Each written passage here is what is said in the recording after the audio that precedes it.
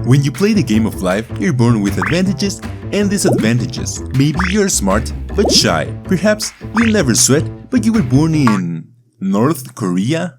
Yesh. Things like that. However, some people got lucky and got the most unfair advantages, which means they basically win by default and get to live the best lives. We will be ranking the 9 most unfair advantages, from helpful to the absolute most crucial advantage that pretty much guarantees a successful life. Finally, we will take a look at someone that has all of the worst disadvantages, or someone with all the most unfair advantages. What would they look like? Welcome, little monkey, I'm Chimp Stories. So, let's begin. Number 9. Being athletic. Benefits. Being athletic means you get to flex, literally and figuratively. You were born with physical gifts. You barely breathe in the air of a gym. Boom, you're jacked. You eat like a pig, yet somehow still have abs. Or if you're a woman, it goes to the right places. And usually, you are more attractive than other people just cause you're athletic. But most importantly, sports come easy to you. And in some cases, that can mean lots of money and fame. Drawbacks. The amount of money and fame you can get is heavily based on 2 things. The first one is your Athletic tier. You have on one end the genetically gifted. Maybe you jump high or run fast, but nothing crazy. On the other end, we have the freaks Of nature. the 0.0001%, like Michael Phelps for swimming, or Usain Bolt for running. He even had the f***ing word Bolt in his name. The genetic freaks are just built different, almost perfectly for their sports. A genetically gifted can't compete with a freak of nature. And the second thing that determines how much money and fame you can get is the type of build you have. 7 feet, 300 pounds, and black African American? Close enough. Welcome back, Shaq. The Lakers need a center. You're now a millionaire with an average NBA salary of $10 million. On the other hand, you are 5'7", 140 pounds, and East African. You're now a professional marathon runner with an outstanding average salary of $30,000 a year. Fun fact, I'm not racist. East Africans have dominated marathon running for the past 60 years. Anyways, both are freaks of nature, but your type of build makes a huge difference on potential fame and money. The final drawback is your body. Playing sports at elite levels has a tremendous toll on you. So by 30, your knees sound like Rice Krispies. Ooh, breakfast time already, Daddy! Number 8. Born with a talent. Having a talent is like being born with a cheat code. Police! Put your hands up! Up, up, down, down, left, right, B, A, start. Nice. But the cheat code is for one specific thing, like singing, painting, or hyperthymesia, which is the ability to remember your life's event in extreme and vivid detail.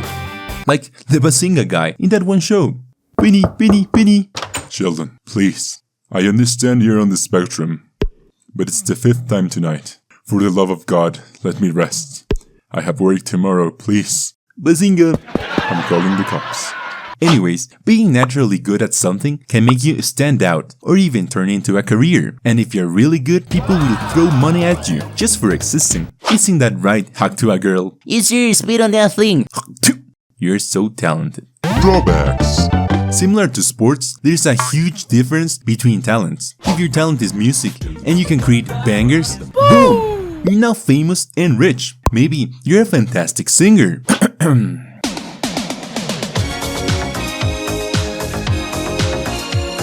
Oh, if you just got rickrolled, you have to subscribe.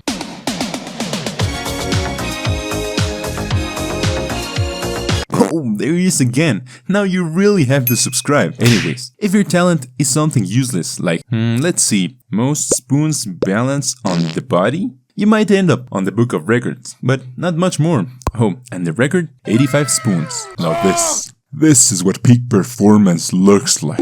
Number 7, high IQ. Benefits. This one is kind of obvious. Being smart is Hella cool.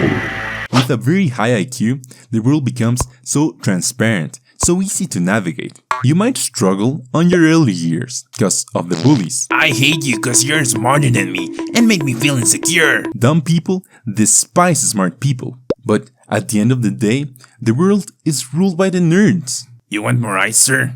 Shut Yes, sir. You will most likely make good money and have a great job if you were born smart. Whoa, look at the size of that head. He's gonna be a genius. Head size is not correlated to intelligence, sir. And that there is the biggest tumor I have ever seen in my career. Oh. Drawbacks. There is such a thing as being too smart. If you're watching this video, I suppose you have an IQ of 150. God damn it, this is the best content you will find in this damn platform. Nah, I'm just kidding. Chances are you're probably around 90 to 110 IQ. You can understand metaphors and reason through challenges. But along your life, you most likely met people that made you think, holy crap, this guy is an actual idiot. I'm telling you, man, the moon is actually a giant banana. The government is trying to hide it. That's why they can't explain its shape. A person with an IQ of 60 to 70 has borderline intellectual functioning. You will never be able to relate to that person. Well, we watch Rick and Morty because we're so smart, they're watching Keeping Up with the Kardashians. And it's almost the same the other way around. To a person with an IQ of 130 to 140, you will be the simpleton. And only 2% of the world population has an IQ of 130 or more. Good luck connecting with anyone when you're that smart. Yeah, man, I'm telling you, in a month, I will be a millionaire with day trading.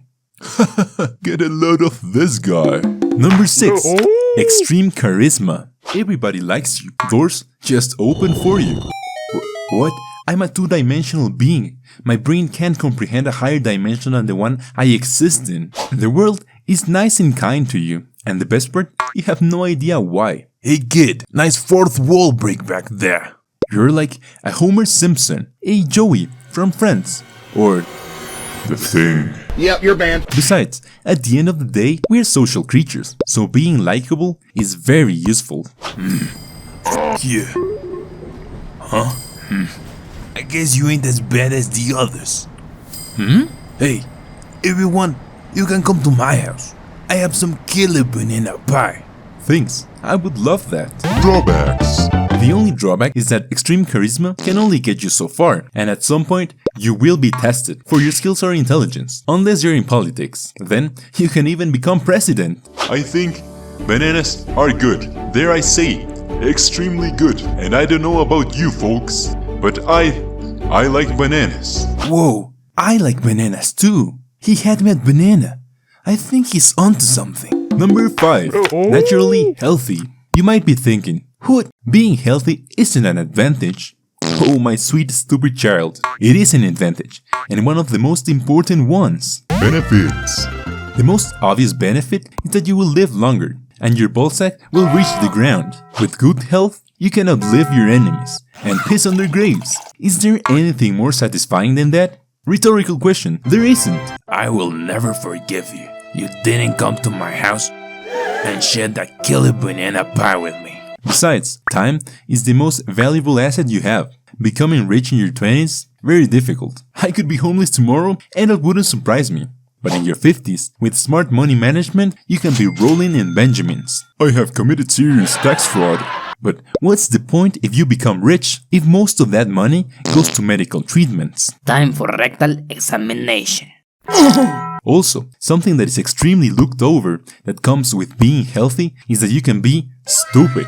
Take a look at your average frat bro, full of youth and health. He can dive in headfirst into a beer pong table and just walk it off like nothing happened. On the other hand, a sick person can sneeze funny and go meet the maker. God damn it! Wait, no, I didn't mean it like that. Drawbacks. Honestly, there is no drawback to being born super healthy, other than maybe you just get cocky and push your body over its limits. I'm telling you, Indian street food will never make me sick. Here's you go. What? Number 4. Being born in a good country. When you're born in a developed country, it's like a package deal. It comes with many perks, but you sacrifice other things. Take Europe for example. Cons. Extremely expensive, depressing weather most of the year, and people don't shower. But on the pros, amazing healthcare, superb education, and a higher quality of life. Now, let's compare that to Latin America, for example. The cons: extreme government corruption, crazy crime rates. Your neighbor may or may not be a cartel boss, lower life expectancy, less educated people, etc, etc. And for the pros, cheap fruit and Latinas. if you're given the choice to pick between Europe or Latin America, which one would you pick? And why Latin America? Nah, but seriously, starting in a good country makes life 10 times easier. And if you still have doubts, you can always refer to this graph. We've reached the top 3. Number 3. Being born into a good family. Benefits. Most of the advantages mentioned in this list can only be attained with a good family. Maybe you were the next Michael Jordan, but your family hated basketball and never allowed you to practice. There goes your talent and athletic ability. Perhaps your parents gave you an iPad with TikTok when you were a baby. Say goodbye to your high IQ. A good family will give you the wings you need to succeed, or traumas, for the rest of your life. Drawbacks. The only drawback to having a good family is no fairy godparents for you, my friend. Number 2. Rich parents. What? Being rich isn't number 1? Surprisingly, yeah. I had a lot of trouble deciding between 1 or 2, because, let's face it, money is overpowered. And you already knew this was one of the most unfair advantages. Benefits. Everything. It's like that little at the playground that goes, "My power is to have all the powers." Like, shut the fuck up, you can't do that. But with money, you sure can. You were born a wimp? Boom! Steroids and hormone treatments. You're now a Chad. Sui mama! No talent? Boom! You get the best teachers and equipment. Low IQ? Boom! There really isn't a fix for that. You will be stupid for the rest of your life. But you still get the best education in colleges. You get where I'm going. Money can get you almost everything in life, and it can potentially give you all the unfair advantages. But why even bother with any of this? You don't even have to work. You just have to suck on daddy's tit for the rest of your life.